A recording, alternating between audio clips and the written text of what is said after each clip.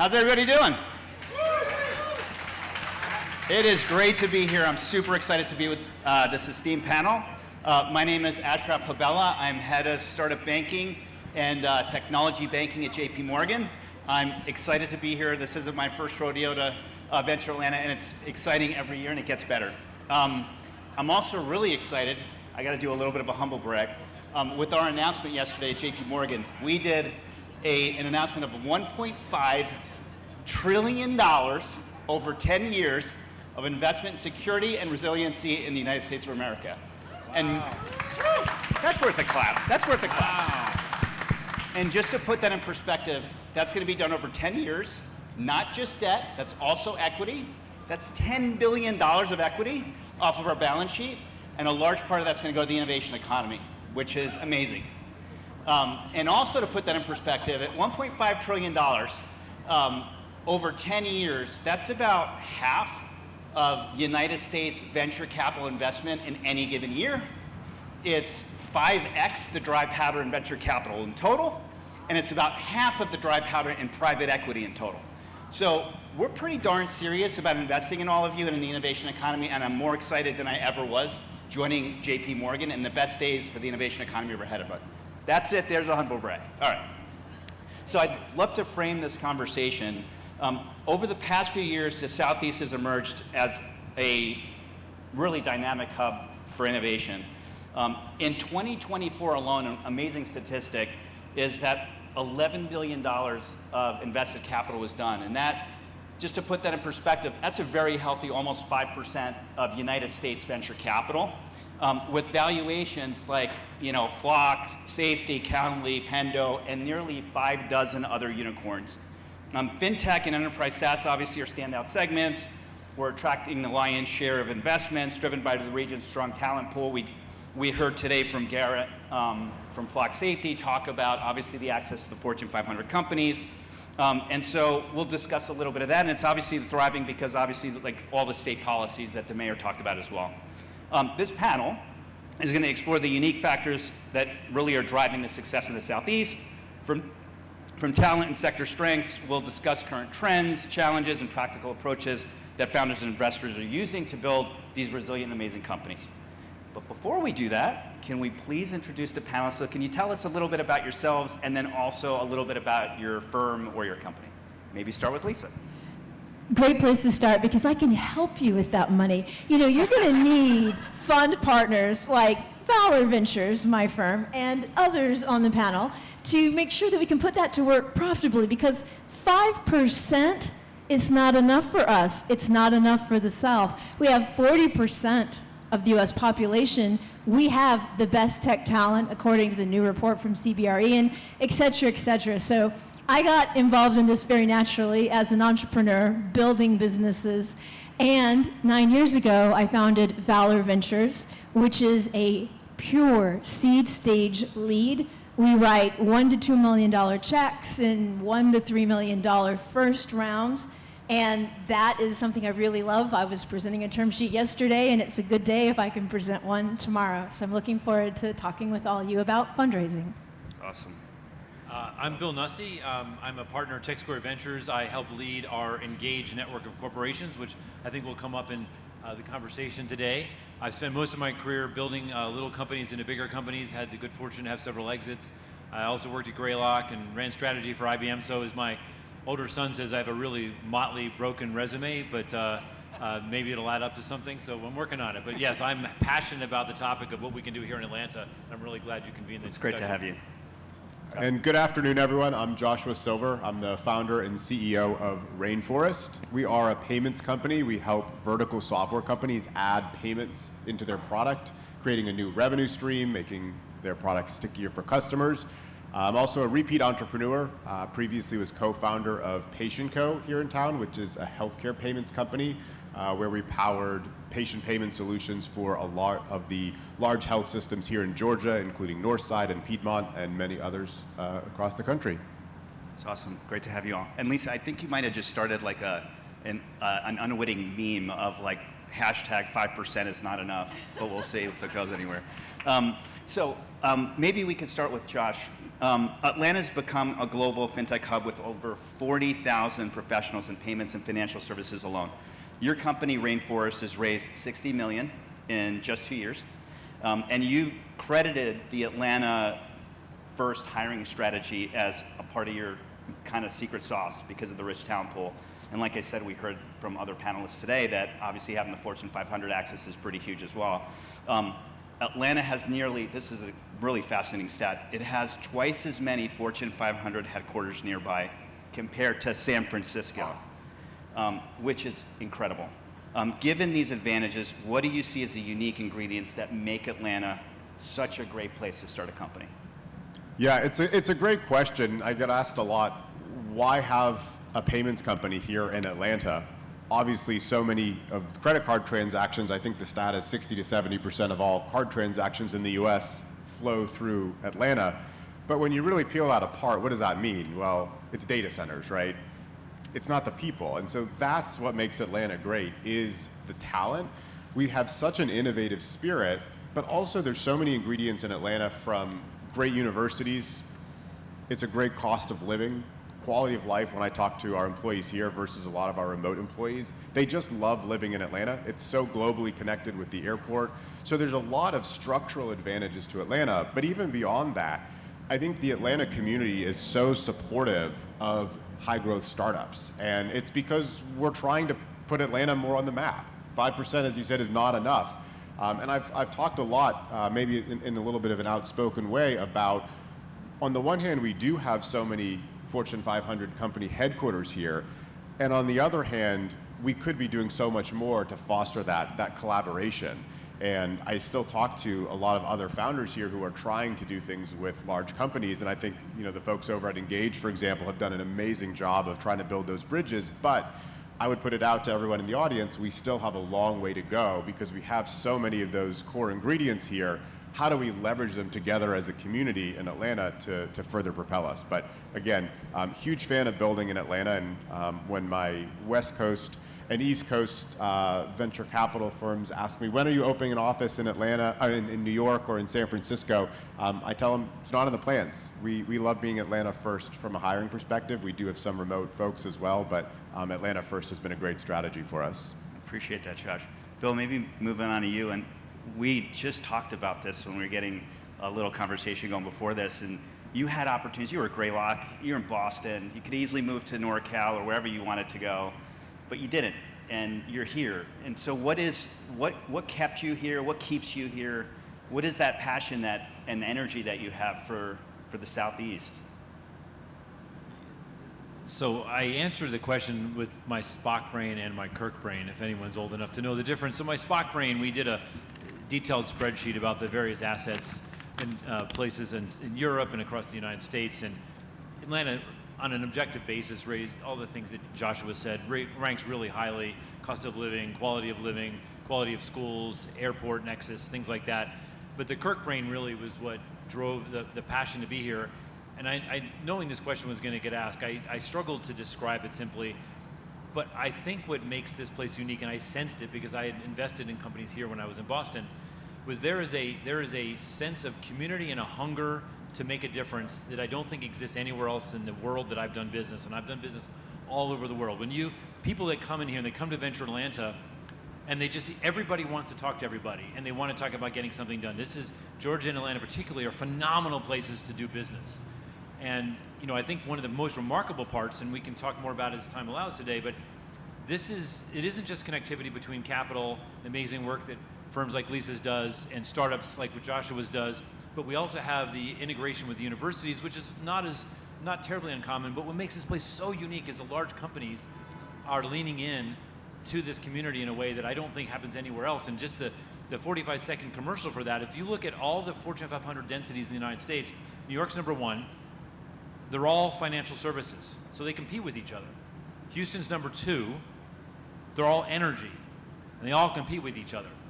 Take a look at the companies in Atlanta and Georgia, the Fortune 500s. There's almost no competition, almost every imaginable industry here. So when we with Engage and with so many of other colleagues, we sit in the room with these corporates and they are dying to talk to each other because all they can do is learn and build a community. There's no one they have to worry about sharing a secret or an insight with because that person's going to go take it away and compete. That is the only place in the world that exists, to my knowledge, is right here. So, Lisa, I was wondering how long it was going to take me to say artificial intelligence or AI.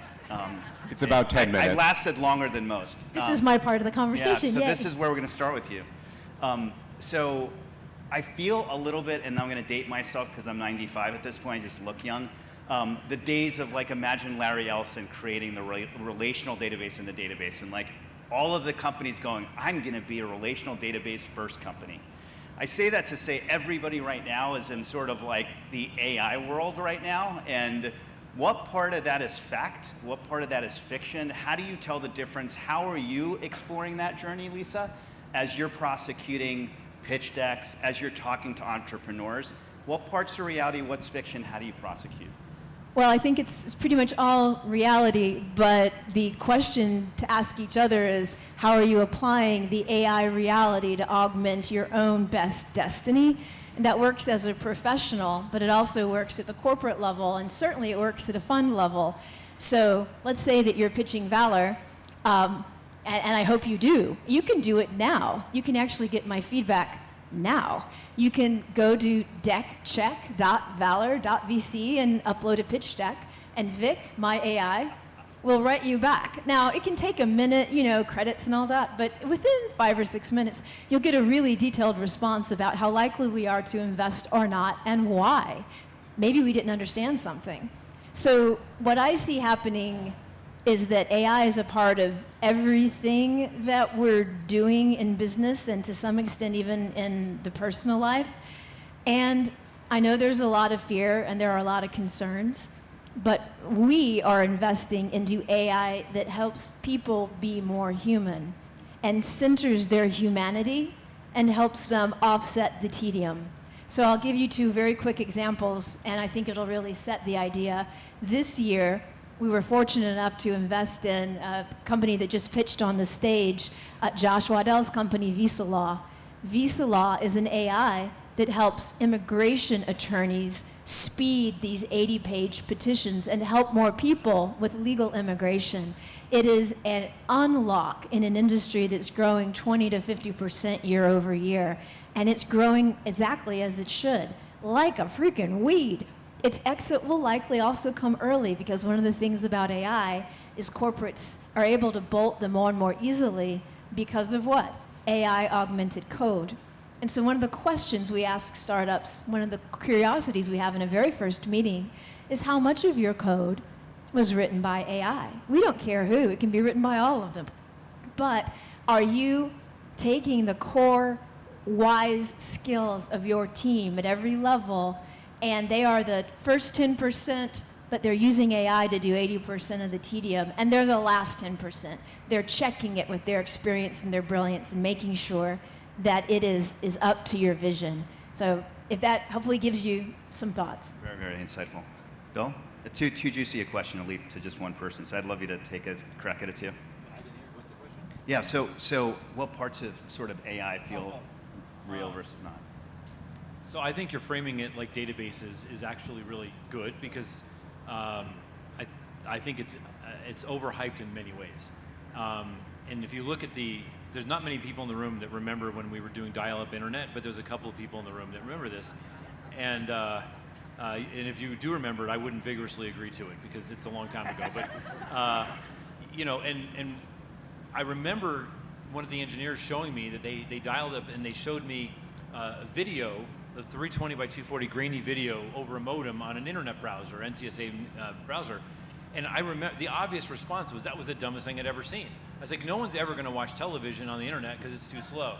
And I was quoted as saying this and been reminded over the decades that I didn't in fact say this.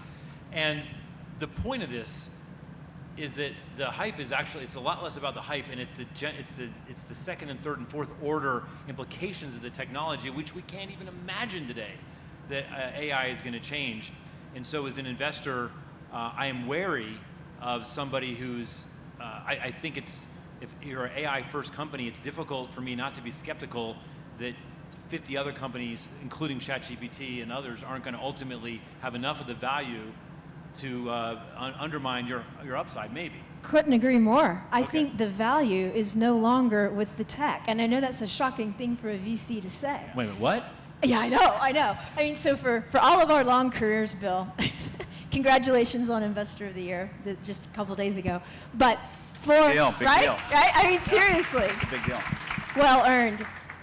For all the fact that I love software and I'm a dyed-in-the-wool long-term geek, the technology is no longer the sweet stuff. And I know that can be really hard to hear, but I really believe it. I think it is the moat now. We've always talked about moat, but it was sometimes a nice to have. Oh, no. It's really serious. You need to know your moat. And if you don't have one, because then your only moat is execution. And then also, so if it's not the tech, because the tech can be coded so quickly these days, what is it? And I think it's the go-to-market acceleration. And that's why the revenue per person is such an incredible statistic coming back into vogue.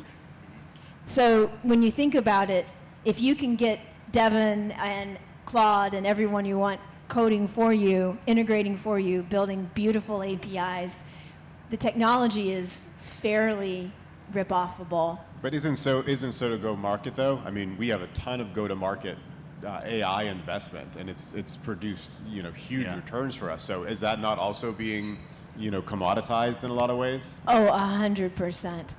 But when you look at seed stage and the early deal, how do you rank a startup? One of the ways to rank them is they have a fantastic, resonant, driving millions in ARR in year 1 and 2 go to market, and they're still going to have to out-execute. So it's once you maybe get to a certain scale, then it starts to get convergence with AI. So maybe taking a slight vector on the same question, but like I spent 13 years before I got into banking as a founder and entrepreneur in the Valley. And I can only imagine if I was doing that during the age of AI, like how do you keep your ship from just steering into just, the black hole of everything AI, and every product manager you have is talking AI, and every mark, and kind of losing the thread on your company? How are you negotiating between the catalyst that is AI and the trueness of your business model, which is not AI? Yeah, well, I'll share a couple thoughts. I think 99% of panelists you'll see on different panels are going to talk about all of the amazing benefits, so I'm not going to share those. I'm going to maybe share the 1% viewpoint, which not everybody thinks about, which is there are a lot of considerations with AI, and we get access to a lot of data and viewpoints on it because we work with so many software companies. We're essentially infrastructure for software companies, and so we're almost like an index, if you will, for vertical software companies, which are almost all AI driven these days. If you're not, your growth rates just aren't going to be there, and we see a huge bifurcation of those that are AI enabled and those that aren't, but they all are converging to kind of the same endpoint in a lot of ways. The cost to do it is a lot less. The other thing we think about is how is AI going to change the world? And I'm not talking about just replacing people's jobs, but for example, fraudsters also have access to really cheap AI. And so in our business, we've used AI for fraud fighting tools for probably over 2 decades now. But now it's become so cheap that bad actors all around the world have access to it too. And so we see deep fakes, we see fraudulent identities, we see it at a level that we've never seen before. And I guarantee you, if you're running a business, at some point you will get hit by it. Financial services is oftentimes the easy target because it's where the money is. But I'm starting to see a lot of our software companies have issues that they didn't anticipate with AI. And so I would maybe on the contrarian view just say we need to be very thoughtful about how we use AI.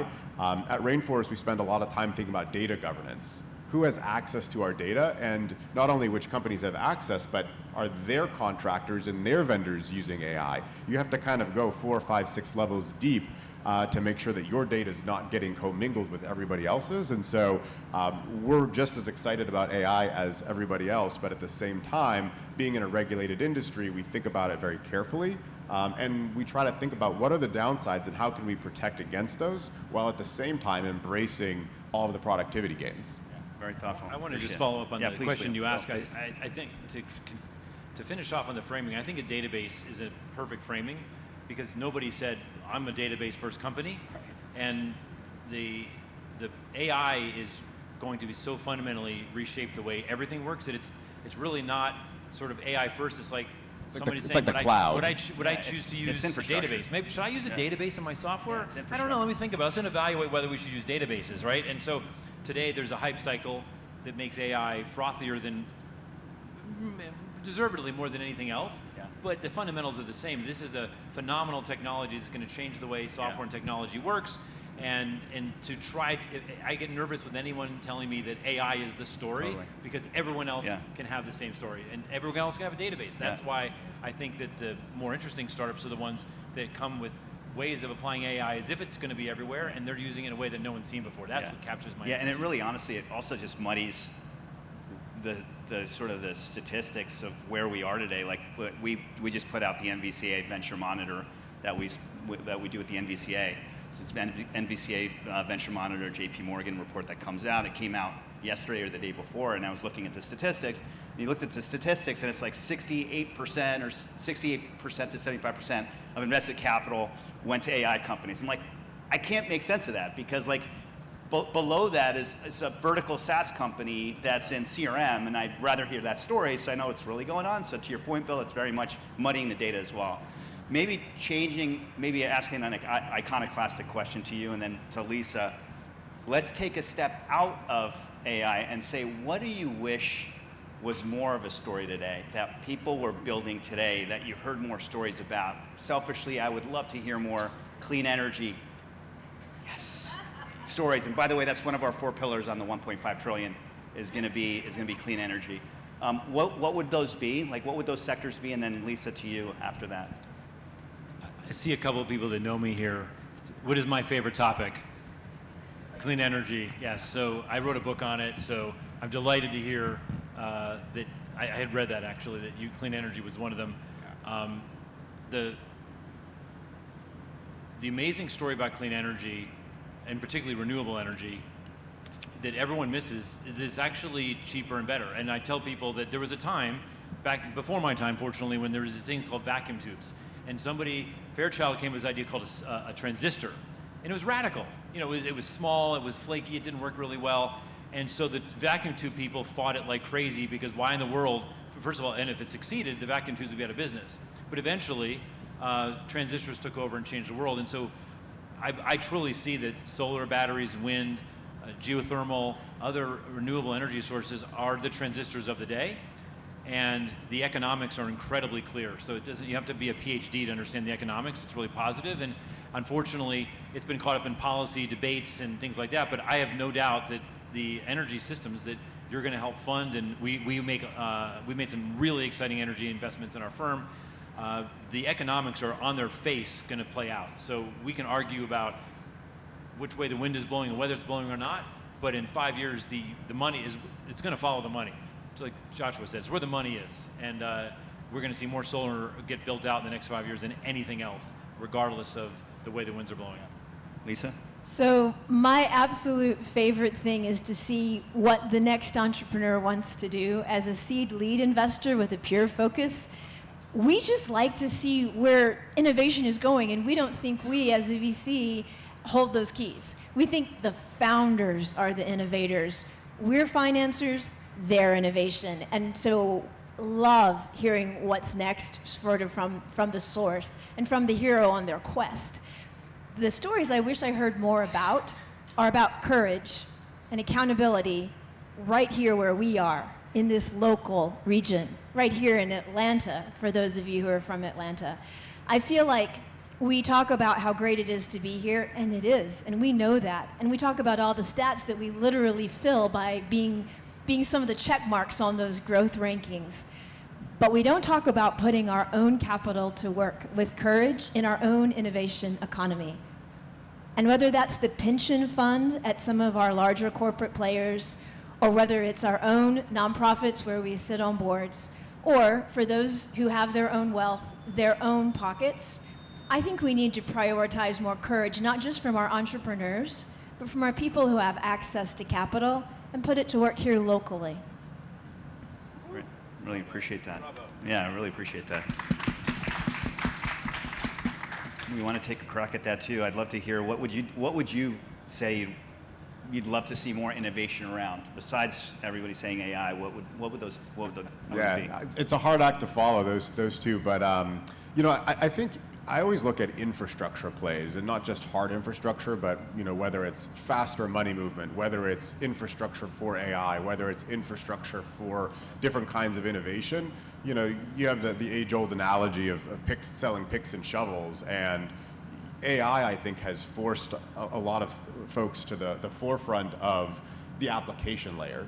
And I'm not seeing as many other early stage founders as I talked to talking about infrastructure as I did maybe 10 years ago.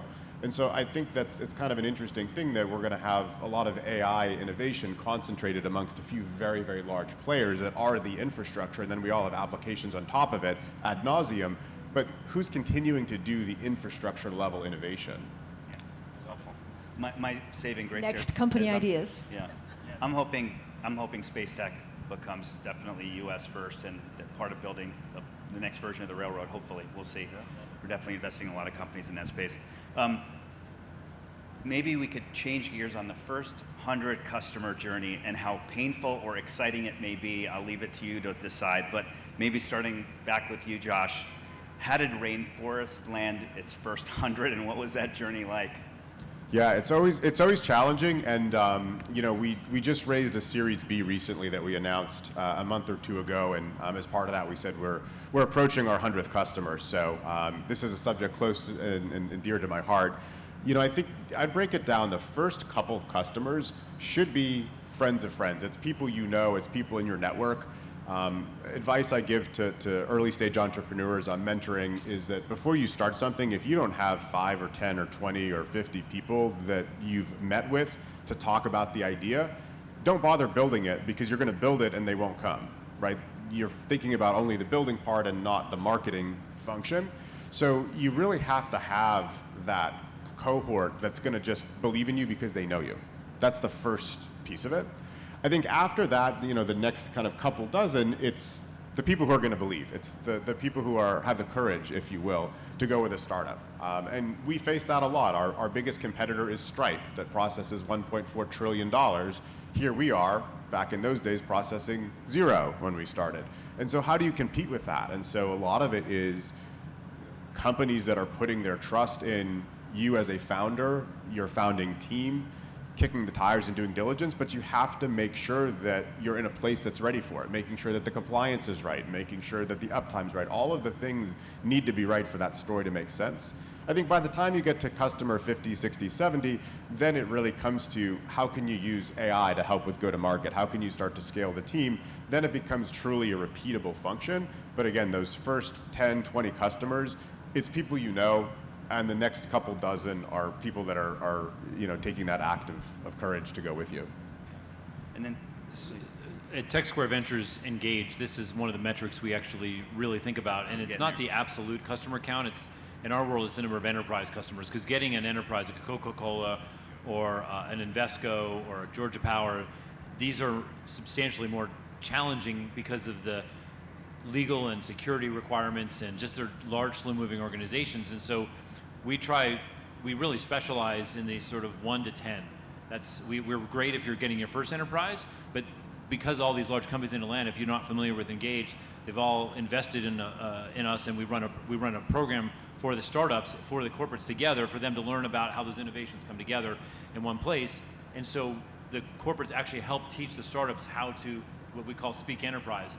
And so that's 1 to 10 is the hardest, because you can handcraft the first one, and it's necessary, but building a scalable go-to-market for enterprises is extraordinarily hard. But I'll add with one other thought, which is, I think, even more profound in a company's growth than the number of customers, is the number of employees. And AI may change this, but there's such a profound difference in a company going from 1 to 10 people, 10 to 25, 25 to 100, 100 to 1,000.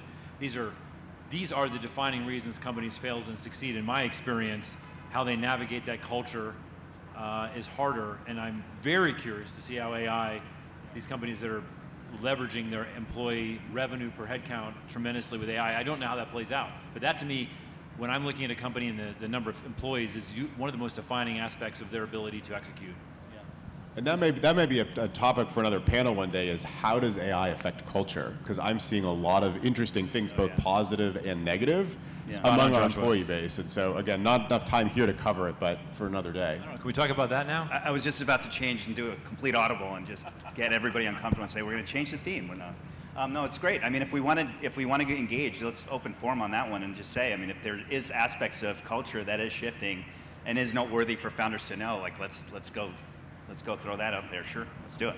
Yeah, I'll be brief. I think a few of the things that I'm seeing as AI starts to enter the workplace more, from a recognition perspective, you have to be really thoughtful about teams that are using AI more than other teams, and you look at the productivity output. How are you recognizing them? How are you rewarding them? How are you measuring performance? These are things we haven't really wrestled with. When you have, developers, for example, that are using, highly automated code generation tools where other teams may be doing more nuanced work and not have access to that.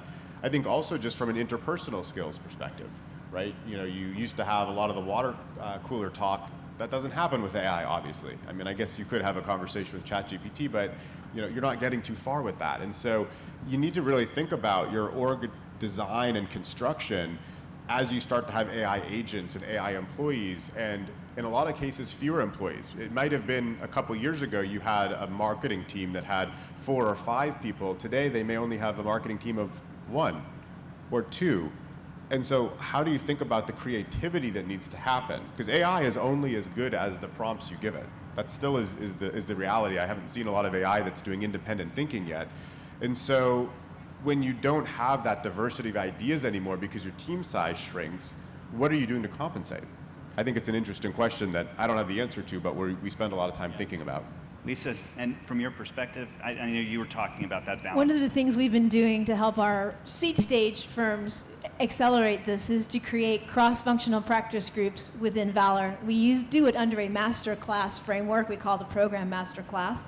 But for example, great AI coder, John-Luc Van Holst on our team, operating partner, loves building AI. He built our AI management system that some of you will have met through DeckCheck.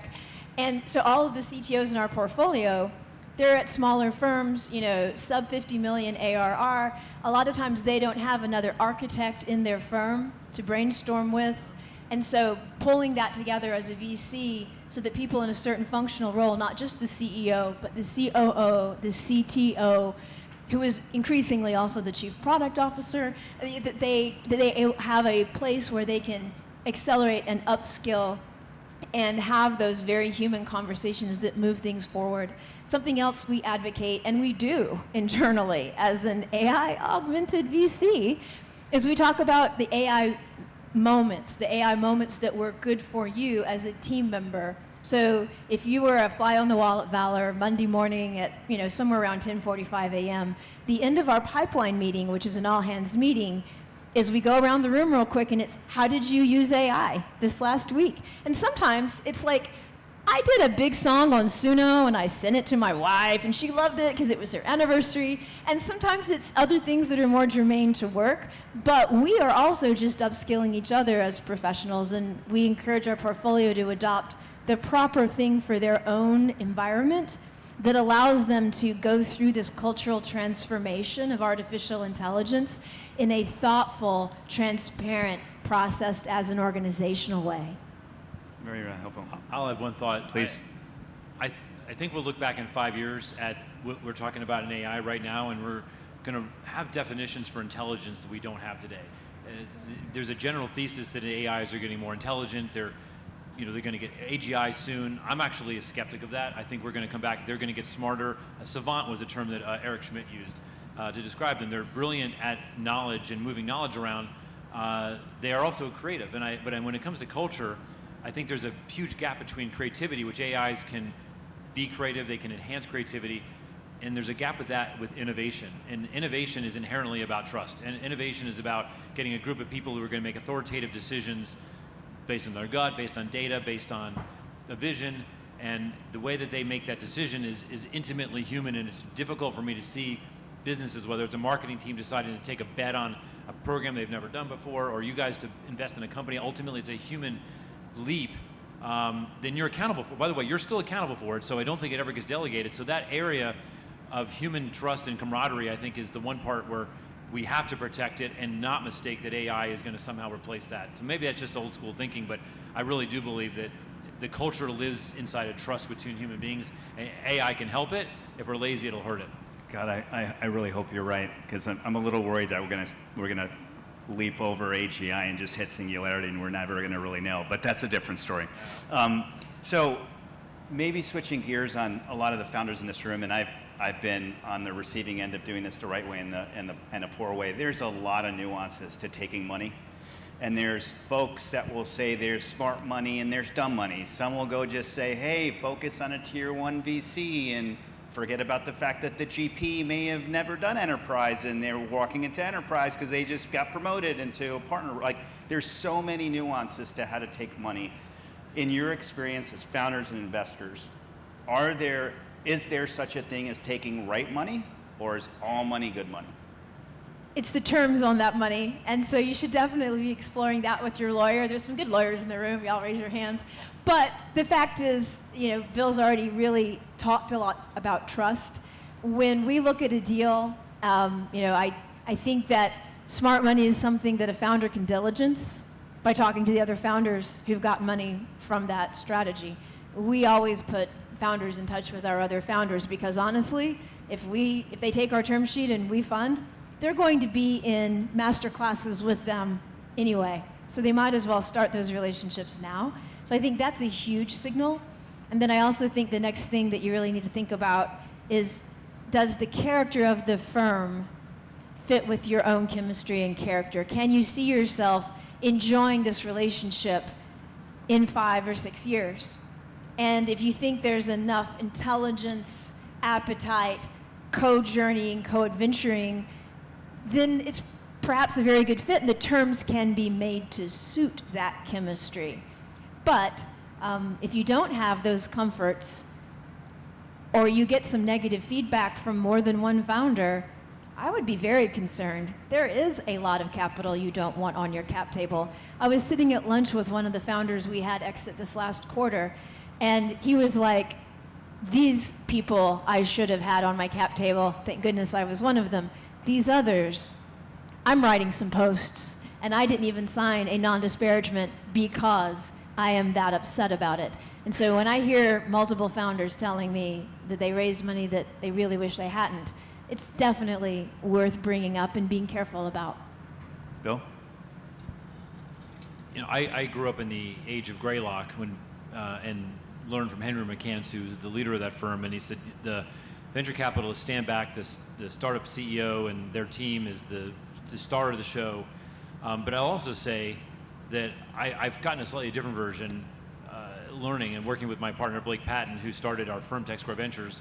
I watched the way that Blake specifically, and Scott and my other colleagues, we interact with the startups, and it is different than what I've seen at other firms. There's a wisdom, what you're talking about, character, the ability to act with character, but the ability to add value to the decisions, the hard decisions. This is the right CTO, is what do we do about this next fundraise? What do we do because we just lost our largest customer? The wisdom and character that comes down to those discussions is often the defining difference between success and failure of startups, or at least it's in a very important part. So when you ask the question rhetorically whether it matters, I was like, heck yeah, it matters a lot. And I think character, and that's the same coin you're talking about, that trustability is the most important thing, and there's not enough of it. To your earliest point today, I think that's something that we as an industry, as investors, can always get better at acting with character and earning the trust and reputation. And then, Josh, maybe you can close us out. Hugely important who you take money from. You're going to be with them for probably more than 5 or 6 years, especially if it's a good outcome. And so there's a huge spectrum from people who are super helpful all the way down to people who impose playbooks on you and are very unhelpful. I encourage everyone to make sure that they're not taking money from people who are going to be unhelpful, but how do you figure out who will be helpful? Yes, it's talking to founders. It's also having deep conversations. I think in 2021, 2022, we saw rounds get done in hours, and there's no time on either side to diligence who you'll be working with. And I think that was a huge, huge disservice to the startup community. These days, I don't see that happening. I see people taking time, but honestly, I would say it's not enough time. I liken it to picking a spouse. You're going to be with them a very long time, hopefully. Would you choose them after 1 or 2 dates who you're going to marry? Probably not, but we do that with VCs all the time. And it's so hard when you end up in a bad relationship with your investors. And so I think the final nugget here would be, it's never about the firm, it's about the people. You can have a big firm that has 5 or 10 or 15 or even 25 partners, and some may be great and others may not be great. And a lot of times I see people say, well, I raised money from XYZ tier 1 firm. And I'm like, well, which partner? And they tell you, and I'm like, well, how helpful are they? And they're like, And then I talk to other founders who took money from a different partner at the exact same firm, and they have a totally different experience. Obviously, with smaller firms such as these on stage, you know who you're getting, right? But especially with larger firms, you have to do diligence on the partner. You have to spend time with them. You have to understand what their objectives are. How junior are they? How senior are they? Have they already got some wins under their belt? Or are they hanging their hat on you to be the first win, which has pros and cons as well. Speaking of Really not well having said. enough time, we're out of time. And I'm a little disappointed that I only got through 6 of my 13 questions. I wish we had 2 hours with all of you. This was an absolute privilege, and thank you all for being a part of it. And enjoy the rest of Thank you. Atlanta.